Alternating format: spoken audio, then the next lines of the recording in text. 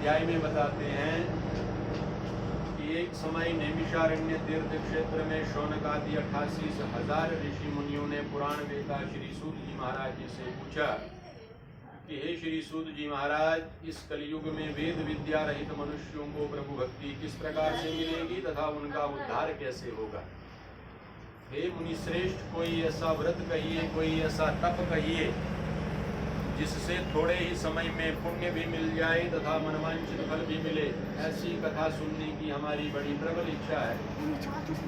तब सर्वशास्त्र ज्ञाता श्री सूत जी महाराज बोले कि हे वैष्णव में पूज्य, आप सबने प्राणियों के हित की बात पूछी है। अब मैं उस श्रेष्ठ व्रत को आप लोगों से कहूँगा जिस व्रत को नारद जी ने श्री लक्ष्मी नारायण भगवान जी से पूछा था, और लक्ष्मीपति भगवान ने मुनि श्रेष्ठ नारद जी को जो भी कुछ कथा कही वो कथा आप ध्यान पूर्वक सुने। एक समय योगीराज नारद जी दूसरों के हित की इच्छा से अनेकों लोकों में घूमते हुए मृत्युलोक में आ पहुंचे।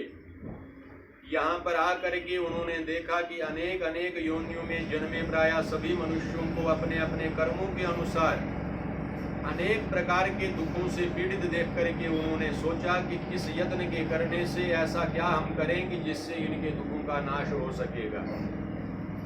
ऐसा मन में सोचकर वो विष्णुलोक को गए और वहां पर श्वेत वर्ण और 4 भुजाओं वाले देवों के ईश नारायण भगवान को, जिनके हाथों में शंख चक्र गदा और पद्म वरमाला पहने हुए थे, ऐसे भगवान के स्वरूप को देखकर स्तुति करने लगे। कहने लगे कि हे भगवान, आप अत्यंत शक्ति से संपन्न हैं। मन तथा वाणी भी आपको पा नहीं सकती है। ना आपका आदि है, ना आपका मध्य है, ना आपका अंत है। आप निर्गुण स्वरूप हैं, सृष्टि के कारण हैं, भक्तों के दुखों को नष्ट करने वाले हैं। हे भगवान, आपको मेरा बारंबार नमस्कार है। नारद जी से इस प्रकार की स्तुति सुनकर के विष्णु भगवान बोले कि हे मुनि श्रेष्ठ नारद, आपके मन में क्या है और आपका यहाँ पर किस काम के लिए आगमन हुआ है, आप निसंकोच होकर के कहें। तब नारद मुनि बोले कि मैं मृत्युलोक में गया, मैंने देखा कि वहाँ के लोगों का बहुत बुरा हाल है, जो कि अपने अपने कर्मों के द्वारा अनेक प्रकार के दुखों से दुखी हो रहे हैं। हे नाथ, यदि अगर आप मुझ पर दया रखते हैं तो आप मुझे बताएं कि उन मनुष्यों के वो दुख जो हैं वो थोड़े से ही प्रयत्न में कैसे दूर हो सकते हैं। तब श्री भगवान बतलाते हैं कि हे नारद, मनुष्यों की भलाई के लिए तुमने यह बहुत ही अच्छा प्रश्न किया। जिस काम के करने से मनुष्य मोह से छूट जाता है वह मैं तुमको बतलाता हूँ, तुम ध्यान पूर्वक सुनना। बहुत ही पुण्य देने वाला स्वर्ग तथा मृत्युलोक दोनों में दुर्लभ एक उत्तम व्रत है। आज मैं प्रेमवश होकर के तुमसे बतलाता हूँ कि श्री सत्यनारायण भगवान का व्रत अच्छी तरह से विधि विधान पूर्वक मनुष्य संपन्न करके आयु पर्यंत यहाँ पर सुख भोगता है और मरणोपरांत वो मोक्ष धाम को प्राप्त होता है। श्री भगवान के ऐसे वचन सुन करके नारद मुनि बोले कि उस व्रत का क्या फल है, क्या विधान है, किसने यह व्रत किया है, किस दिन यह व्रत करना चाहिए, ये सब आप हे भगवान मुझे विस्तार से समझाने की कृपा करें। तब श्री भगवान बोलते हैं कि दुख शोक आदि को दूर करने वाला, धन धान्य को बढ़ाने वाला, सौभाग्य तथा संतान को देने वाला, यह सब स्थानों पर विजयी बनाने वाला, भक्ति और श्रद्धा के साथ आप किसी भी दिन आप सत्यनारायण भगवान की आप पूजा कर सकते हैं, कथा कर सकते हैं। अपने ब्राह्मणों, अपने बंधु बांधवों के साथ धर्म परायण होकर के पूजा करने का विधान बताया। भक्ति भाव से नैवेद्य अर्पण करना, नैवेद्य में केले के फल, घी, दूध, गेहूं का चूर्ण इत्यादि ये सब चीजें जो हैं ये भक्ति भाव से भगवान को अर्पण करें और ब्राह्मणों को और अपने बंधु बांधवों को भोजन करवावें। तत्पश्चात फिर बाद में स्वयं भोजन करें और बाद में भजन, कीर्तन, नृत्य इत्यादि का आयोजन करके बड़ी ही श्रद्धा के साथ आज के इस दिन को, समय को व्यतीत करना चाहिए। इस तरह से जो लोग इस व्रत को करते हैं निश्चय ही उनके दुखों का नाश हो जाता है। इस तरह से विशेष रूप से इस कलिकाल में, इस कलियुग की धरती में ये एक बड़ा ही आसान सा तरीका है कि जिससे हम थोड़े से समय में, अल्प धन में, अल्प समय में हम महान पुण्य की प्राप्ति हम कर सकते हैं। तो स्कंद पुराणे रेवा खंडे श्री सत्यनारायण व्रत कथायाम प्रथमो अध्याय। बोलो श्री सत्यनारायण भगवान की जय। आगे दूसरे अध्याय में श्री सूत जी महाराज बतलाते हैं कि हे ऋषि मुनियों, अब जिसने पहले समय में इस व्रत को किया है, अब उनका इतिहास बताता हूं कि किन किन लोगों ने इस व्रत को किया। सुंदर काशीपुरी नगरी में एक अत्यंत कोई निर्धन ब्राह्मण रहता था। वह ब्राह्मण भूख और प्यास से बेचैन होता हुआ नित्य धरती पर फिरता रहता था। ब्राह्मणों से प्रेम करने वाले श्री विष्णु भगवान ने एक दुखी ब्राह्मण को देख करके उन्होंने भी बूढ़े ब्राह्मण का रूप धारण किया और उसके पास जाकर के बड़े आदर के साथ पूछा कि हे ब्राह्मण देवता, तुम नित्य धरती पर क्यों ऐसे फिरते रहते हो? मुझसे कहो, मैं सुनना चाहता हूँ, जानना चाहता हूँ। वो ब्राह्मण बोलता है कि मैं निर्धन ब्राह्मण हूँ, भिक्षा के लिए धरती पर फिरता रहता हूँ। और हे भगवान, यदि अगर आप इस गरीबी से उभरने का अगर कोई उपाय जानते हैं तो कृपा करके आप मुझे बताने की कृपा करें।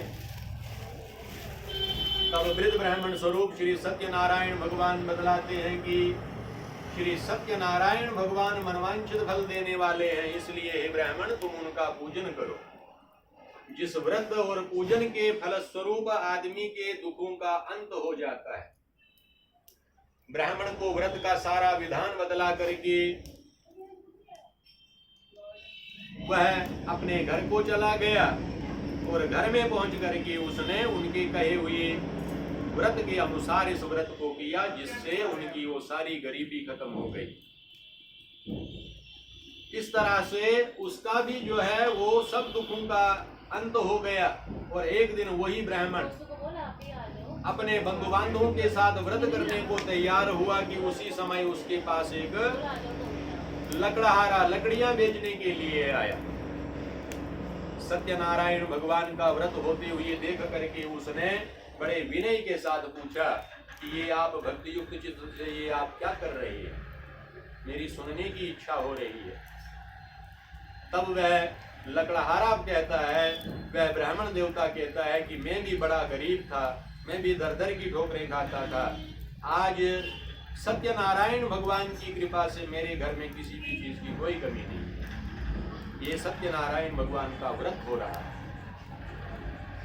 तब वह लकड़हारे को भी पूरा विधि विधान बदला करके यह सब मनोकामनाओं को पूर्ण करने वाला सत्यनारायण भगवान का व्रत है। इन्हीं की कृपा से मेरे यहाँ ये धन धान्य आदि की वृद्धि हुई है।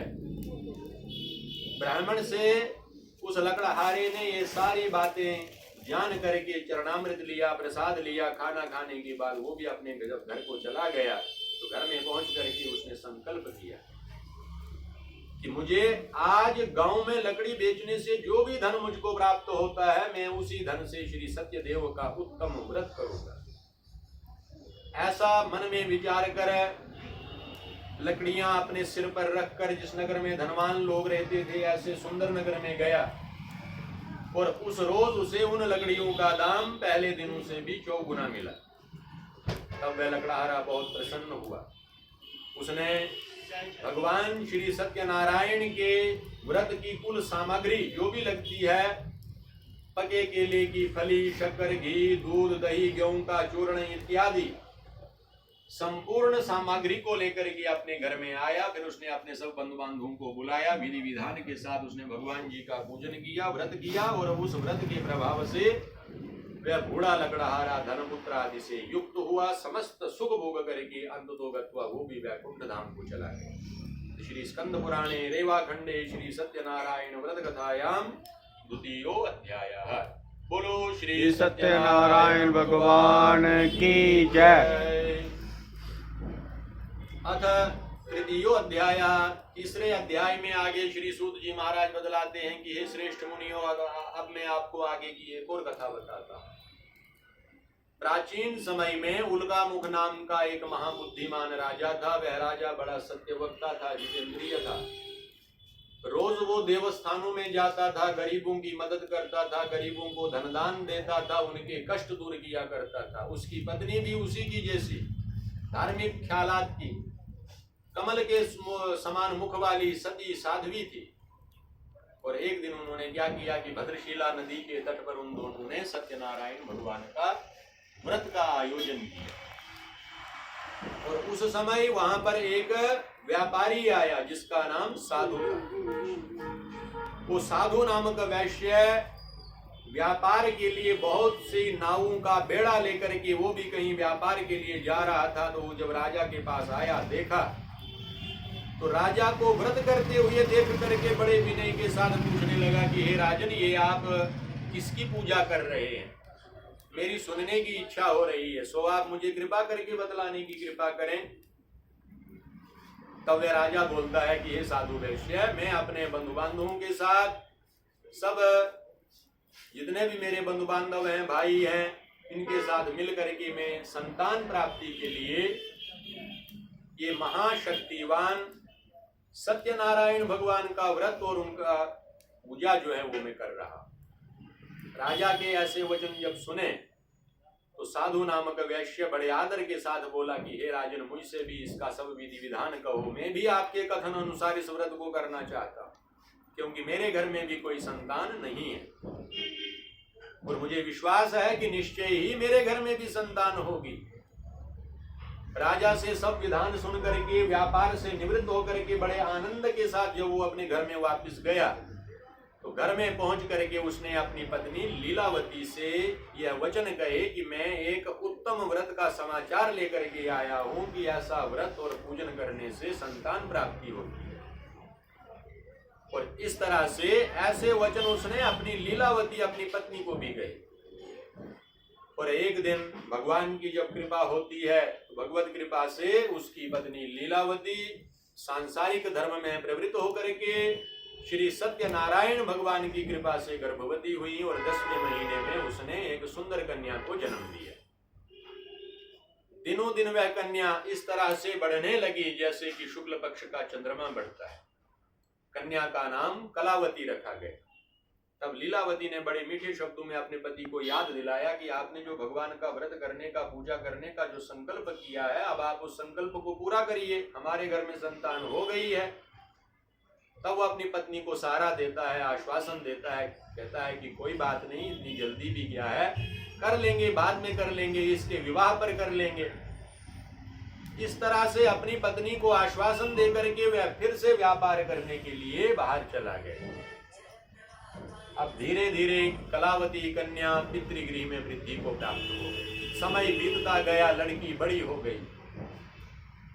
और एक दिन जब साधु नामक वैश्य जब व्यापार से निवृत्त होकर के अपने घर में वापस आया तो अपनी पुत्री को जवान हुआ देख करके उसको उसके विवाह की चिंता सताने लगी। तब उसने एक दूत को आज्ञा दी कि लड़की के लिए कोई सुयोग्य वणिक पुत्र को ले आओ, कोई सुयोग्य वर देख करके लाओ। दूत ऐसी आज्ञा पा करके, बड़ी खोज करके, देखभाल करके उसने एक सुयोग्य वणिक पुत्र को ले आया और उस लड़के को सर्वगुण संपन्न होता हुआ देख करके साधु ने अपने बंधु बांधवों के साथ बड़ी ही खुशी के साथ अपनी पुत्री का विवाह उसके साथ कर दिया। मगर वह विवाह के समय भी वो दुर्भाग्यवश उस उत्तम व्रत को करना वो फिर भूल गया। तब श्री भगवान क्रोधित हो गए, उसे श्राप दिया कि तूने मुझे शुरू से ही तू टालता रहा मेरी पूजा, आज करेंगे, कल करेंगे, परसों करेंगे, इस तरह से करते करते करते कहाँ तुम्हारे घर में औलाद ही नहीं थी। औलाद हुई, इतनी देर तक तुम ये पूजा टालते रहो कि उसकी शादी भी हो गई और तुम्हें वो पूजा की तरफ तुम्हारा ध्यान बिल्कुल भी नहीं। भगवान क्रोधित हो गई, उसको बड़ा श्राप दिया कि तुम्हें बड़ा दारुण दुख मिलेगा। अपने कार्य में कुशल साधु नामक वैश्य अपने जवाई को भी साथ में लिया और व्यापार करने के लिए वो राजा चंद्रकेतु के नगर में गए और वहां पर जा करके राजा चंद्रकेतु के उस नगर में वो व्यापार करने लगे। और एक रोज क्या हुआ, भगवान श्री सत्यनारायण की माया से, भगवान के ही आदेश से आदमी के जीवन में जो कुछ भी जब घटित होता है उसमें भगवत इच्छा के बगैर तो कुछ नहीं होता है। जो कुछ भी होता है, चाहे हमारे जीवन में सुख है, चाहे हमारे जीवन में दुख है, तो ये सब जो दुख सुख जो है ये सब लेख लिखे हुए हैं, ये हमारे कर्मों के हिसाब से हमारे आगे आते हैं। तो भगवान की ही कृपा से भगवान ने ही प्रेरित किया उन चोरों को कि राजा का धन चुरा करके भागे जा रहे थे। पीछे से राजा के सिपाहियों को तेजी से आते हुए देख करके चोरों ने कि हम कहीं पकड़ में ना आ जाएं, तो भागते भागते उन्होंने वह धन कहाँ रख दिया, वही नाव में छुपा कर रख दिया और वहां से वो खुद भाग गए। तब जाकर के जब सिपाही लोग जब पहुंचे वहां पर, उन्होंने राजा के धन को वहां उनकी नाव से जब बरामद किया तो उन्होंने उनको दोनों को ही चोर समझ लिया कि इन्होंने ही राजा के धन को चुराया है, यही दो लोग चोर हैं। और उठा करके उनको राजा के समीप जा करके उनको लेके चले गए और जा करके राजा के समीप बोले कि हे राजन, आपका धन चुराने वाले जो ये दो चोर हम पकड़ करके लाए हैं, इन्होंने ही आपके धन की चोरी की हुई है। तब राजा ने वो चीखते रहे, चिल्लाते रहे कि हमने कोई चोरी नहीं की है, मगर राजा ने बिना उनकी बात सुने ही उनको कठिन कारागार में, जेल में डालने की आज्ञा दे दी। उनको कठिन कारागार में डालने की आज्ञा दे दी। श्री भगवान श्री सत्यनारायण की ही रुष्ट होने की वजह से उनके घर पर भी बहुत दुखी हो गई। वो घर में पत्नी बच्ची सब दुखी हो गए, सब पैसा खत्म हो गया, शारीरिक पीड़ा में खर्च हो गया, मानसिक पीड़ा में खर्च हो गया, अशांति फैल गई घर में। इस तरह से वह जब इस तरह का माहौल बना कि घर में अब दिन में तो खा लिया, अब शाम को क्या खाया जाए, ऐसी हालत में तब कलावती कन्या एक घर में जाती है। वहां पर सत्यनारायण भगवान जी की पूजा हो रही थी, वो भी बीच में जाकर के बैठ गई। वो भगवान की पूजा के लिए नहीं बैठी, वो ये बैठी कि यहाँ कुछ मिलेगा खाने के लिए, तो मैं भी थोड़ा सा कुछ अपन खुद भी खाऊंगी और थोड़ा सा अपनी माँ के लिए भी लेके जाऊंगी। इस भाव से वो जाकर के लोगों के बीच में जाके बैठ के कथा सुनती है। और उधर उसके पति और उसके जो पिता थे वो वहां जेल में बंद है, काफी अरसे से बंद है, उनका भी कोई अता पता नहीं। तो वो भी वहां अनजाने में वहां पर बैठ गई, प्रसाद ग्रहण किया, थोड़ा सा भोजन स्वयं खाया, अपनी माँ के लिए भी लेके आई। जैसे घर में वापस आई, अपनी माँ ने उसको पूछा कि बेटी तू कहाँ थी, इतनी देर तक कहाँ रही, तुम्हारे मन में क्या चल रहा है, कहीं कोई गलत संगत में तो नहीं पड़ गई। तब उसकी कन्या ने, उसकी बेटी ने कहा कि नहीं माता, मैं कहीं नहीं थी, मैं एक ब्राह्मण के घर में रुकी थी, मैंने वहां पर देखा कि वहां सत्यनारायण की पूजा हो रही थी, मैंने तो आज तक नहीं देखी है, पर वहां हो रहा था, आयोजन हो रहा था, मैं भी वहां बैठी, देख मैंने तेरे लिए भी थोड़ा सा प्रसाद लेके मैं तेरे लिए भी आई। तब उसकी माता को संपूर्ण ज्ञान होता है कि बेटी हमने भी एक तेरे लिए ही ये पूजा हमने भी सुखन की थी, हमने भी अपने मन में सोचा था कि ये पूजा हमने भी करवानी है, मगर ऐसी हालत जो हमारी आज हुई है, जिंदगी में मैंने ऐसी हालत कभी देखी नहीं। और तुम्हारे पिता भी बड़ी देर के चले गए, वो भी वापस नहीं आए, तुम्हारे पति भी नहीं आए। तो जब उसको संपूर्ण ज्ञान हुआ तो उसने, लीलावती ने फिर जैसे तैसे, पत्रम पुष्पम फलम जलम, भगवान थोड़े कहते हैं मुझे ये चढ़ाओ वो चढ़ाओ, वो कहते हैं मुझे फल चढ़ाओ, फूल चढ़ाओ, जल चढ़ाओ, मैं उसी से खुश हो जाता हूँ, मगर श्रद्धा से चढ़ाओ, विश्वास से चढ़ाओ। इस तरह से उसने फिर जैसे तैसे अपनी जो है भगवान की पूजन की तैयारी करनी शुरू कर दी और भगवान श्री सत्यनारायण का उसने व्रत किया, पूजा की और वर मांगा। वर क्या मांगा कि मेरे पति और दामाद शीघ्र ही अपने स्थान को, अपने घर को वापिस आ जाओ, और साथ में ही यह प्रार्थना भी की कि हम सबका अपराध जो है वो क्षमा करे। कहीं न कहीं तो गलतियां हमसे 100 त्रुटियां तो हो ही गई। भगवान श्री सत्यनारायण उस व्रत से संतुष्ट हो गए कि इस औरत ने जो है बहुत ही श्रद्धा से जो है मेरा अर्चन किया है, पूजा की है। पर अब करें क्या? उसके पति, उसने वर मांगा मेरे पति और दामाद मेरे घर वापस आ जाने चाहिए, हैं उधर बंद राजा के उसमें। तब भगवान ने एक और माया रची। चोरों ने भी जो है, चोरों का खेल भी भगवान ने ही रचा। अब उनको छुड़ाने फंसाने का जो काम किया वो भी भगवान की ही मर्जी से हुआ। अब छुड़ाने का जो काम हो रहा है वो भी भगवान की इच्छा से हो रहा है। तब क्या हुआ कि राजा चंद्रकेतु को भगवान ने रात को स्वप्न में दर्शन दिए।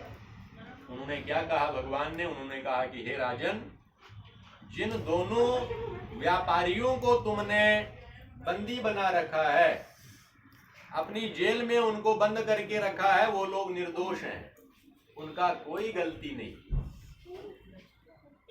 उनको प्रातःकाली, उनको जितनी जल्दी हो सके उनको तुम छोड़ दो।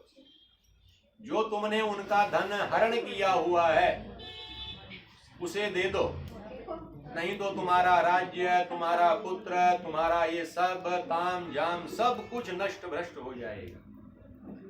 राजा से ऐसे वचन कह करके भगवान अंतर्ध्यान हो गए। प्रातः काल जब राजा चंद्रकेतु उठा, उसने एक सभा बुलाई। सभा में अपने मंत्री संतरी सबको उसने इकट्ठा किया और सबको अपना स्वप्न सुनाया कि मुझे रात को इस तरीके का आदेश हुआ है, बताइए इसका क्या निर्णय हो सकता है, सच है झूठ है, क्या हो सकता है। अब जितने भी राज ज्योतिषी जो थे उन राज ज्योतिषियों ने यह निर्णय लिया कि राजा का जो स्वप्न है ये बिल्कुल सही है, उनको जितनी जल्दी हो सकता है उनको छोड़ देना चाहिए। तब राजा ने आज्ञा दी, उनको जेल से मुक्त कराया। दोनों ने आते ही डरते डरते राजा को नमस्कार किया कि पता नहीं, अब तो फिलहाल तो बंद का ही आदेश था, अब ऐसा आदेश तो नहीं आया कहीं फांसी पे लटकाने वाला। वो बेचारे डरे हुए थे और उनको जो है राजा ने आते ही उनको नमस्कार किया, क्योंकि उन लोगों की ही बदौलत, उन लोगों की वजह से तो उस राजा को भी भगवान के दर्शन हो गए हैं। तो उस राजा ने कहा कि हे महानुभाव, तुम लोग कोई छोटे मोटे आदमी नहीं हो, तुमको कोई ऐसा दैवी प्रकोप है तुम्हारे ऊपर कि जिस वजह से तुमको ऐसा कठिन दुख मिला। यहाँ मेरी कारागार में, कारावास में आपको कुछ दिन काटने पड़े। फिर उनको छुड़ाया, उनकी दाढ़ी मूछ पता नहीं कितनी कितनी बड़ी हो गई थी वो कटवाई, उनके वस्त्र मैले कुचैले सारे वो नए नए वस्त्र पहनाए, उनको जैसे वो पहले थे वैसा ही बनाया, और जितना धन उनसे लिया था उससे 2 गुना दिया यहाँ से, और बड़े ही आदर के साथ अपने राज्य से हाथ जोड़ करके उनको विदा किया कि अब आप लोग जाओ, आप लोग जो है गलती से ऐसा हो गया है, मैं आपके आगे हाथ जोड़ता हूँ।